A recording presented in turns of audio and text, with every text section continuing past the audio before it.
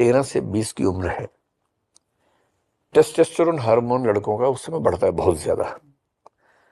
ये बात बायोलॉजिकली साबित होती है बार बार कि मेल सेक्सुअल डिजायर और फीमेल सेक्सुअल डिजायर में बहुत अंतर है। मेल्स की सेक्सुअल डिजायर बहुत तेजी से उठती है, बहुत जल्दी सेटिस्फाई हो जाती है।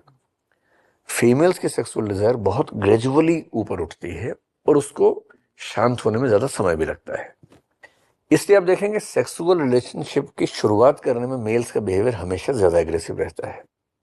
ऑलमोस्ट एवरीवेयर आप देखेंगे वही प्रपोज कर रहे हैं, वही ट्राई कर रहे हैं डेटिंग करने के लिए, बाइक घुमा रहे हैं, ऊपर नीचे पहिया घुमा रहे हैं कि किसी तरह से साबित हो जाए कि मैं तुम्हारे लायक हूं। अब टेस्टोस्टेरोन बढ़ गया है, बेचैनी उनके अंदर है, उनको एक्सेस नहीं है फीमेल पार्टनर्स के लिए, ऐसे दोस्त उनके नहीं, वो जैसे माहौल में रहते हैं बात करने से हिलना मच जाता कि ऐसे पेन मांग लिया, अब बात भी नहीं कर सकते, दिमाग खराब हुआ पड़ा है।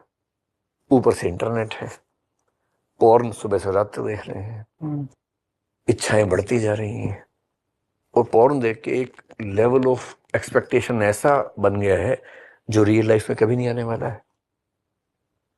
उनको बचपन से ये भी सिखा दिया कि ये बहुत गंदी चीज होती है, तो बात भी नहीं कर सकते। ऊपर से कंपटीशन है, करियर बनाना है।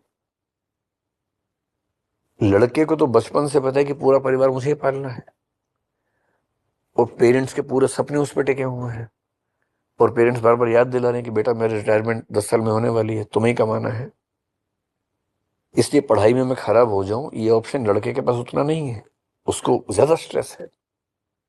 इसलिए 13 से लेके 18-19 साल का जो लड़का है ये इस दुनिया की सबसे मुश्किल चीज है।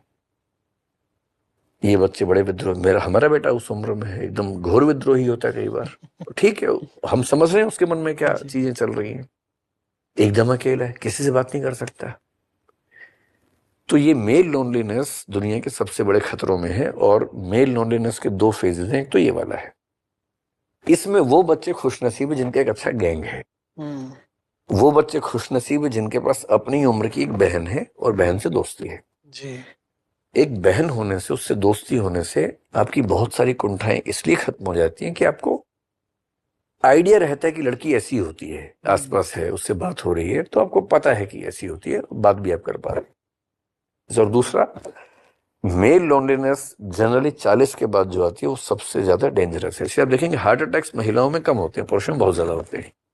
इसके बायोलॉजिकल फैक्टर्स भी होंगे, लेकिन इसका एक बड़ा फैक्टर लोनलीनेस भी है। महिलाओं में शेयरिंग करने की टेंडेंसी बचपन से बुढ़ापे तक हमेशा रहती है, क्योंकि वो एक्सप्रेसिव है, उन्हें संकोच नहीं है, झिझक नहीं है। कहीं डांस वांस करना हो, लड़कियां जितना आसानी से डांस करने चले जाएंगी, लड़के आमतौर पर नहीं जाएंगे, वो मनोज बन के बैठे रहते हैं। गाना गाना हो फैमिली में, लड़कियां आराम से गा देंगी, लड़के आमतौर पर नहीं गाएंगे। मतलब अपवादों को छोड़ के, एक्सेप्शन छोड़ के, जहां जहां सहज होकर एक्सप्रेसिव होना है, लड़के जनरली पीछे रहते हैं, क्योंकि ट्रेनिंग वैसी हुई, थोड़ा डिस्टेंस हुआ। फिर उनको ये भी समझाया कि तुमको मर्द बन के रहना है, और मर्द बनने में ये होता है कि आप बहुत इमोशनली एक्सप्रेसिव नहीं हो सकते हैं। ये सब चीजें मिलके उनको घुटन से भरती हैं।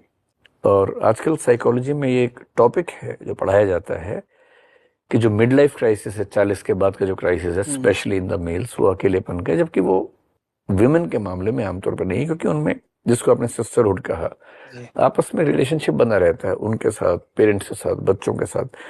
जैसे बच्चे बाहर पढ़ रहे हैं तो माँ उनसे रोज बात करेगी वीडियो कॉल पे, ये आमतौर पे देखेगा, बाप का नहीं देखेगा। बाप बात भी करेगा तो क्या